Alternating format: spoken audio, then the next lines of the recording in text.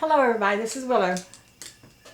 I did an earlier video about Morgellons and the ear, how it affects the ears and the eyes.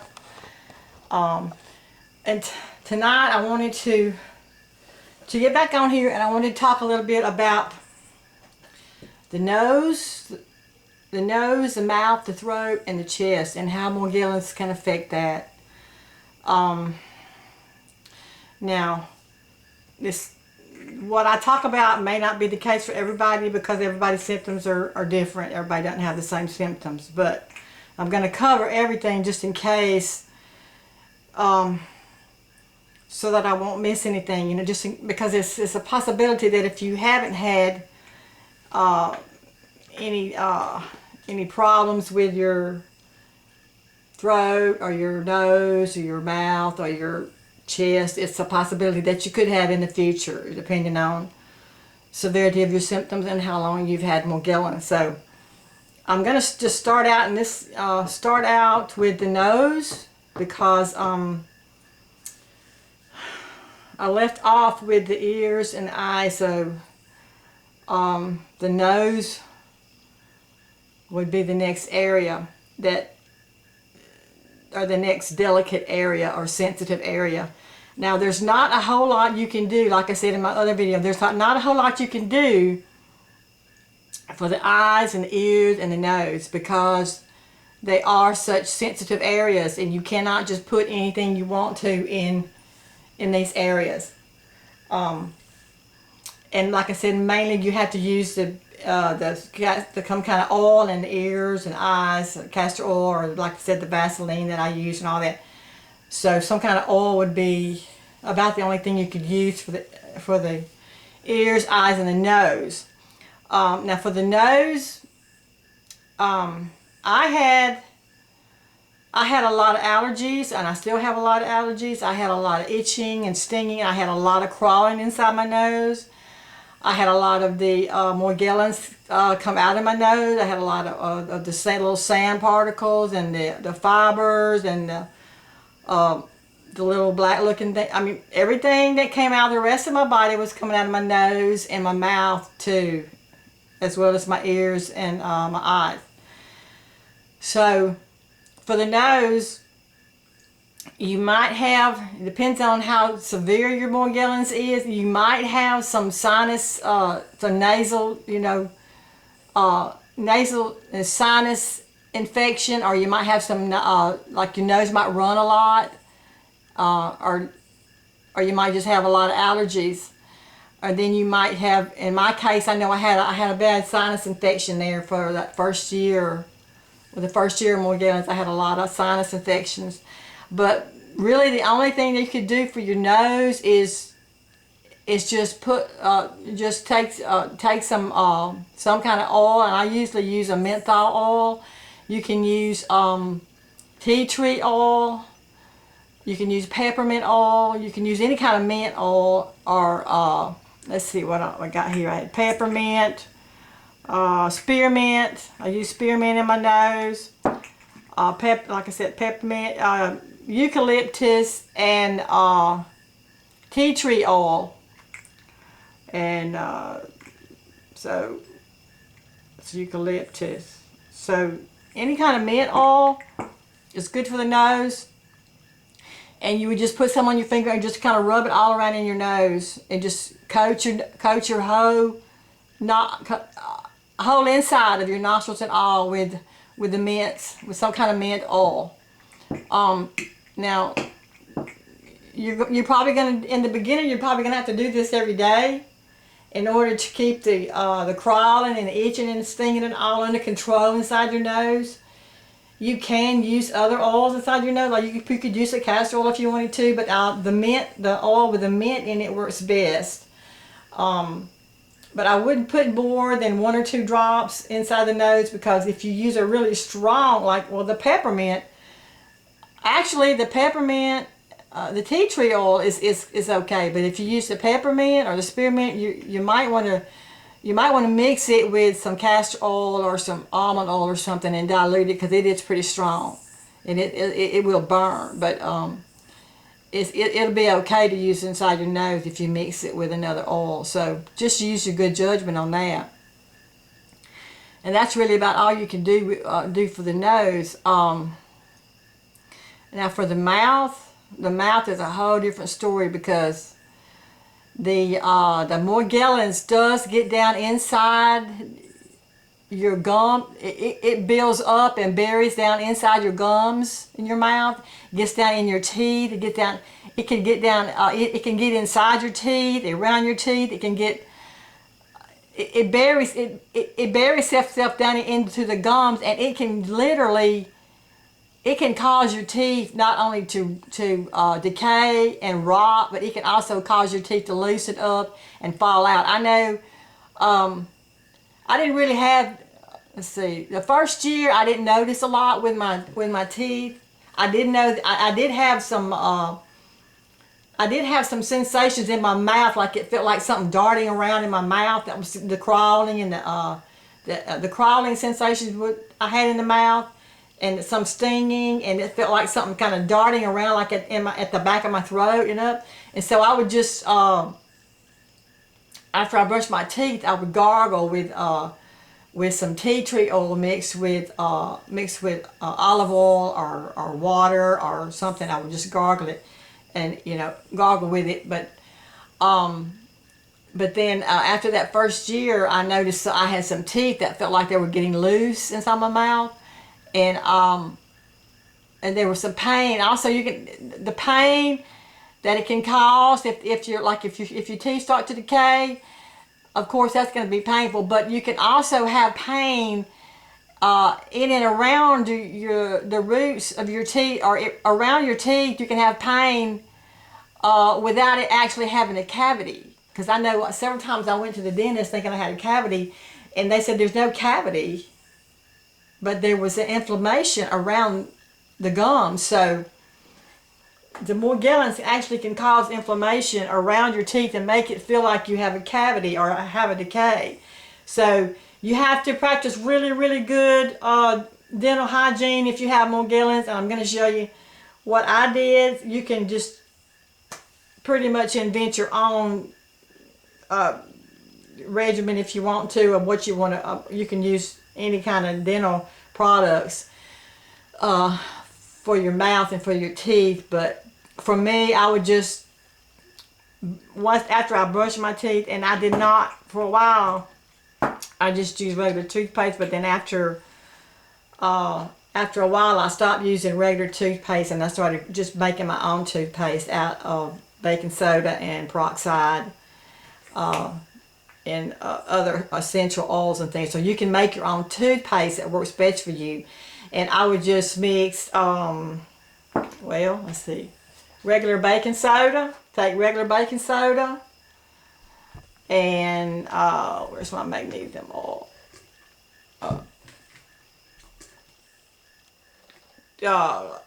Teaspoon of this, couple of drops of magnesium oil, and a teaspoon of peroxide, and mix it up and make a paste with it. Make a paste with it, and you can make your own toothpaste.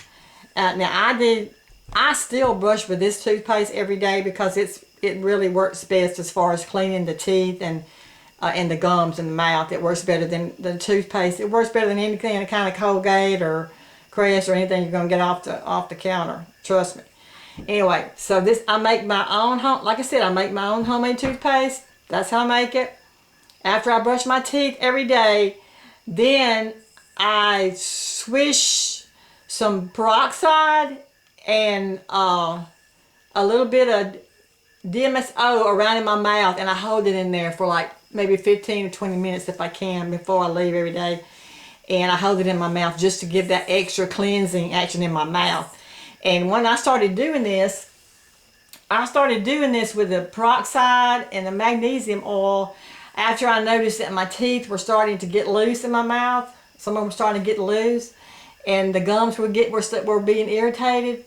So that's when I started using the peroxide and the magnesium as far as brushing my teeth and then gargling with it, or just holding it in my mouth and doing kind of like what they call all pulling, you know. You just hold it in your mouth and kind of swish it around in your mouth. And you're going to have to do that if you want to save your teeth with Morgellons. I mean, you might be okay for a while, but after years of dealing with Morgellons, and after years of having the fungus and all build up inside the gums and the mouth and the teeth, once it starts coming out, once all that starts coming out of your mouth, it will cause damage to your teeth and your gums if you don't do a really good dental hygiene every day. And that's what I did. So you don't have to do what I did. You can make up your own. There's so many dental products out there now. There's things that you can get. You can get the tea tree oil at your health food store, and of course you can get the regular old peroxide at the dollar store, and the baking soda, and the magnesium oil you can get at the health food store. So that is what I did for my nose and for my mouth. Now, I really wanted to touch on the throat and the chest tonight because I know there was a while where I didn't have any problems with my throat at all, or my chest. I didn't have any problems, but as the years went by, I started having it was like constant irritation in my throat. It was like, and my throat wasn't actually sore, but it was like I could feel there was something in my throat, and it felt like it was just a lot of mucus built up in my throat all the time, and I was always kind of coughing to try to get it up, and it was like, it didn't really hurt, but it was bothersome because it was always there. And I knew that it was the fungus built up in the throat that was doing it. Or the nanotechnology, or the chemicals, or whatever you know, whatever you want to call it. It was the Morgellons that was built up in the throat. So I tried several different things for my throat. I really had a hard time finding anything that would work. You know, besides gargling with the tea tree oil, that helped. But after a while, I had to start taking stronger measures for my throat. And so what I did start doing for my throat was I started using the bentonite clay. Now you can get, now let me talk to you about the bentonite clay, because the bentonite clay, now you can get this at the health food store. You can get it in a liquid, and some stores have it in a powder form. Now I had to order the powder form online because they didn't have the powder form in my particular health food store, or at least they didn't last time I looked. So I had to order it online, but you can get the liquid bentonite clay in the bottle. Now you can take this internally. This is an internal detox. Okay, you can take this bentonite clay, and if you, let's see, I started out taking it 3 times a day. I would take 3 tablespoons of this a day, but you don't have to take that much of it. It depends on how much you want to detox, and if you're using any other kind of internal detox. If this is all you're using, then you might want to use this 3 times a day. If you're using another kind of internal detox, like the essential oils and all, then you wouldn't want to use this 3 times a day. You would just maybe take it once a day. But this will bind with the heavy metals in your body. It will bind with them, and it will lock onto them, and it will move them out of the body. So if you're having any chest pain, now if the nanotechnology is bad enough, or it's thick enough to where it's causing problems for your lungs or your chest or anything like that, and especially if you feel like you're having I know there was a while I started having a sensation right here in the center of my chest, right below my rib cage. I was having like a sensation there, like a stinging, or felt like that area was being targeted or something, you know. And I wasn't sure how it could be targeted, but I know I started taking the bentonite clay for that, and that will help bind to the heavy metals and the toxins in the body, and then flush it out of the system. So this is the liquid detox. And if you don't have the liquid, you can get the powder form. And what you do is you just mix the powder with water and you drink it. Just like it's the same as this. You just have to mix it up yourself. So the bentonite clay. That's good for internal cleansing, but also I had the idea that I was going to mix up a clay for my throat, because the tea tree oil was not doing enough for the irritation in my throat that I had all the time. And it also, I felt like I was starting to feel like that I had like acid reflux, because sometimes after I'd eat certain foods, like or acidic foods or something spicy, it would feel like I had acid reflux, or it was trying to come back up. And so I think that the Morgellons actually aggravates. If you have acid reflux, if you already have it, it's going to aggravate it. And if you don't have it, it's possible that you could have it. You could get it along with Morgellons, because of the irritation that it causes inside the throat. And so I'm sure that it's probably associated with the esophagus too. I don't know. I'm not really sure what is going on with my throat. But anyway, it's been the case forever. So what I started doing was, I decided, since the bentonite clay works so good at binding to the heavy metals and the nanotechnology in the body, I decided to mix up some of the powder clay and make a paste that I could rub on my throat. So if you're having issues with your throat, if you're having irritation in the throat, or feel like you're always coughing, or like there's something in there that you're trying to get up that won't clear out, or mucus build up in the throat, you feel like there's Morgellons stuck in the throat, you can make a paste.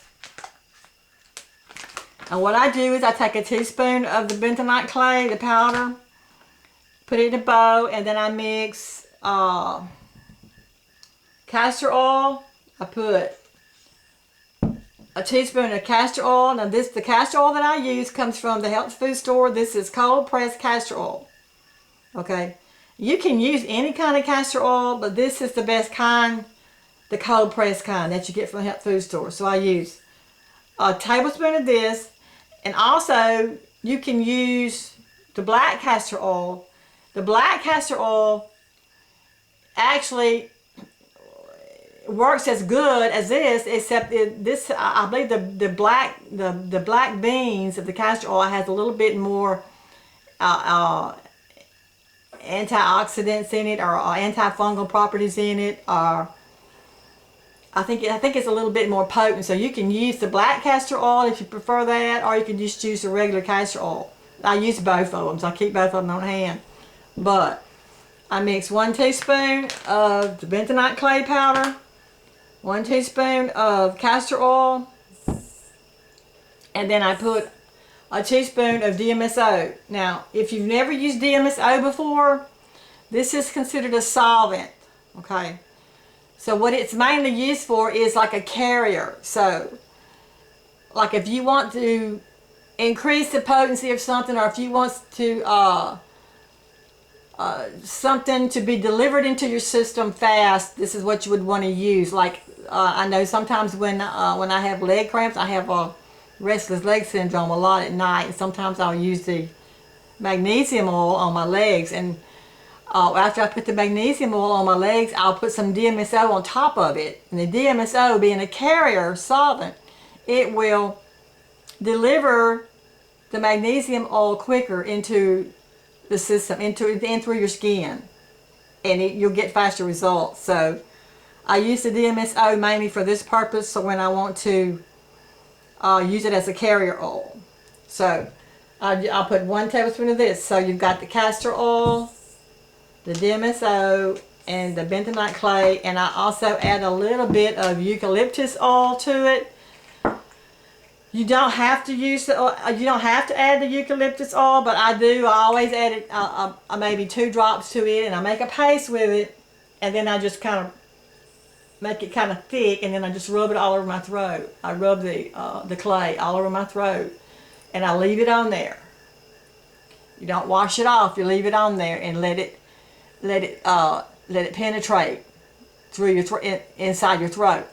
And after you rub it on, after a few minutes, you might start feeling the nanobots coming out. You might start feeling the Morgellons coming out of your throat, because, like I said, that with all this together, this is going to help it. This is going to help bring it to the surface and bring it out. So you might start feeling the Morgellons coming out of the skin. It might start itching a little bit. You might start feeling some crawling, and you might just, when you touch your throat, you might feel some of the fungus and some of the nanobots or the Morgellons coming out. So it works pretty fast, and this will help a lot. This will help your throat a lot.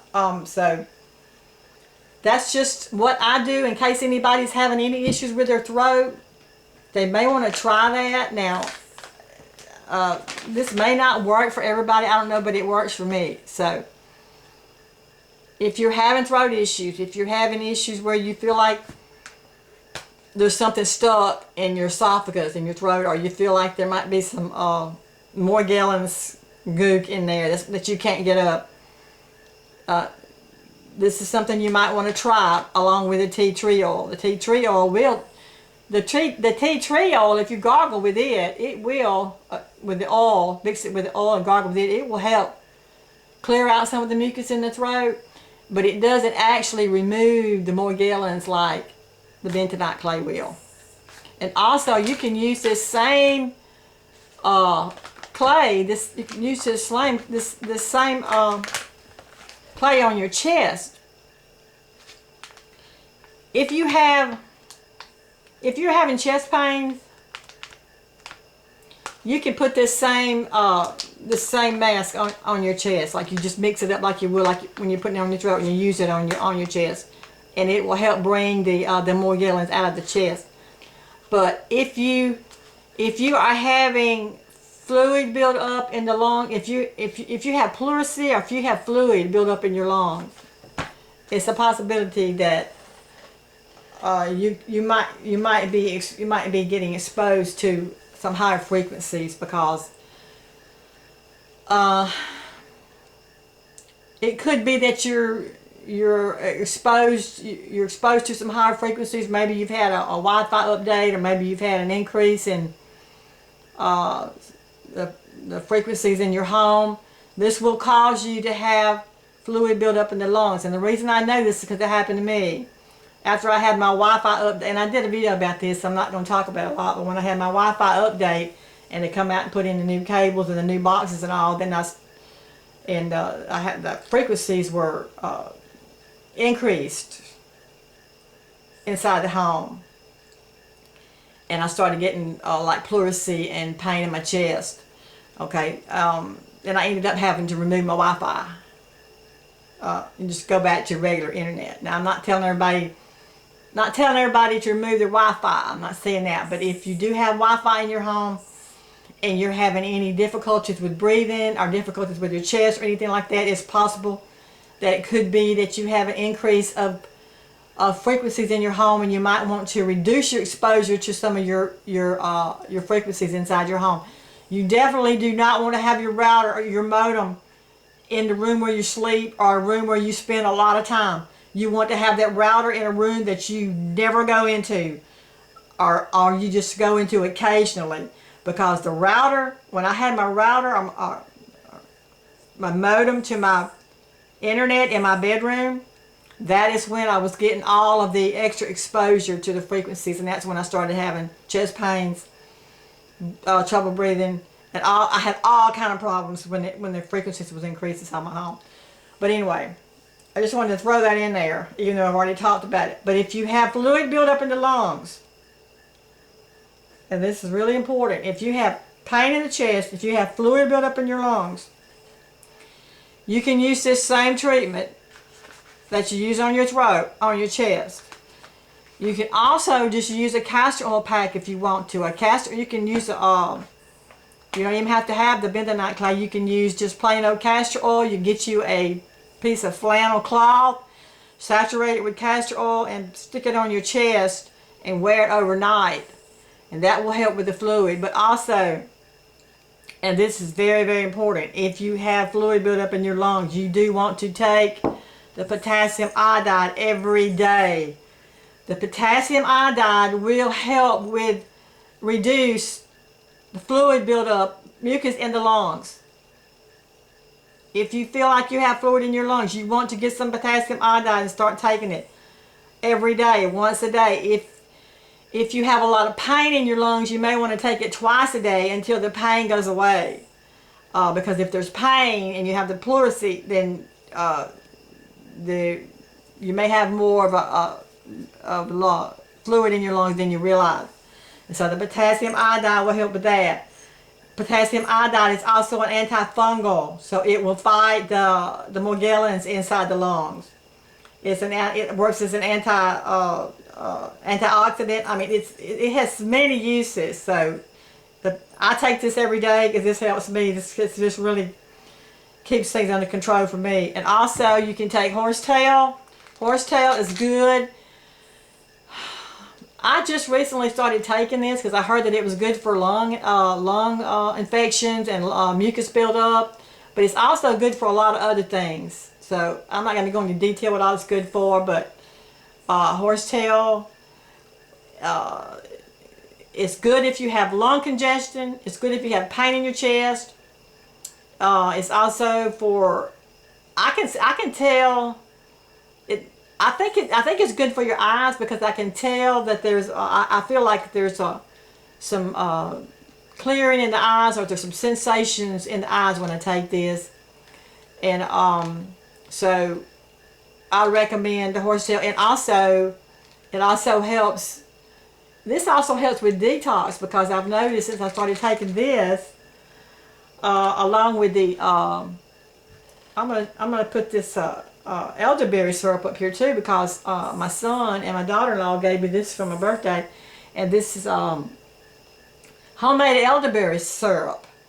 Somebody locally makes this, and this is really good. I mean, it's got some essential oils in it. I think it's thieves and cinnamon and cloves, and I don't remember what all was in it, but this is really good for detox. So if you're looking for an internal cleanse, an internal detox, this elderberry syrup is probably the best yet that I've found, along with the horsetail, because the horsetail helps clean out the system too.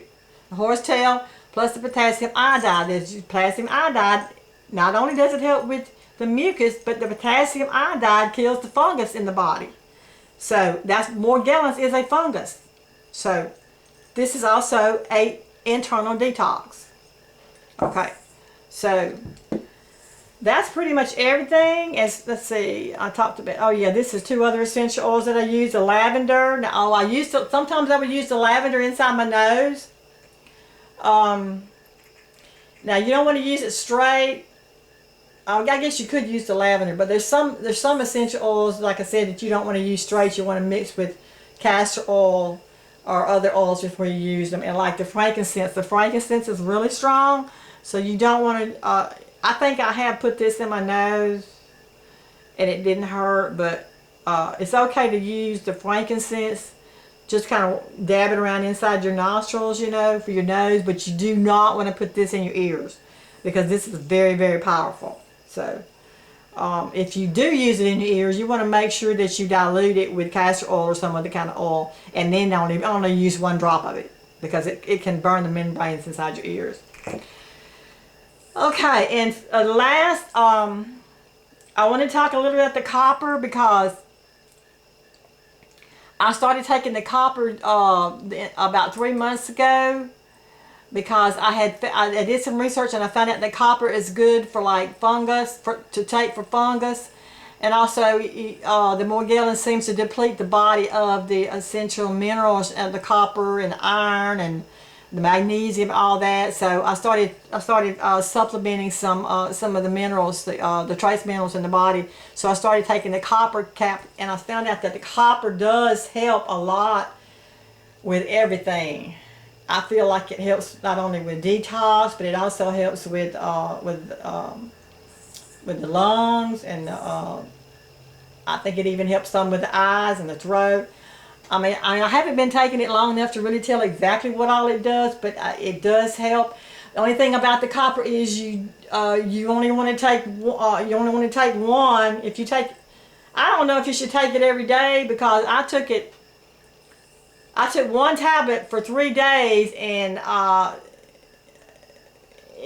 was kind of, I had like a copper taste in my mouth, like a metallic taste. So I'm thinking maybe I already had a copper, enough copper in my body before I started taking it, and I got maybe too much of a buildup. So if you start taking copper, make sure that you go real light with this in the beginning, because if you already have enough copper in your system and you take this, then it's going to kind of make you sick. I mean, I know the first day I got a little bit nauseated, so you never want to take it on an empty stomach. You have to make sure you take this after you eat, and then only once a day.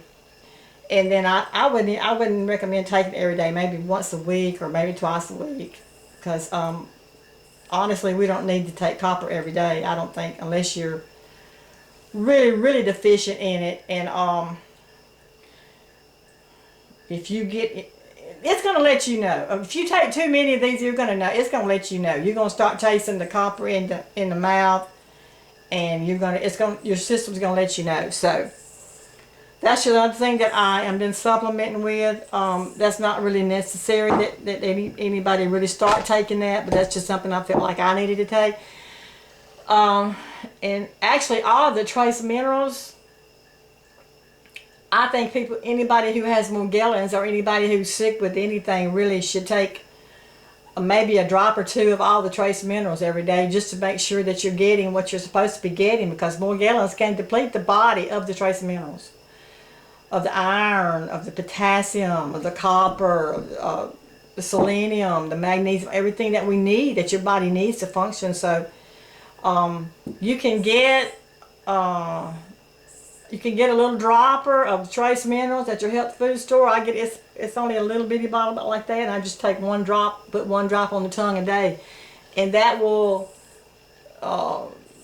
supplement the trace minerals in the bodies and make sure that you're getting a little bit of everything every day. So that pretty much does it for the nose, the mouth, the throat, and the chest. But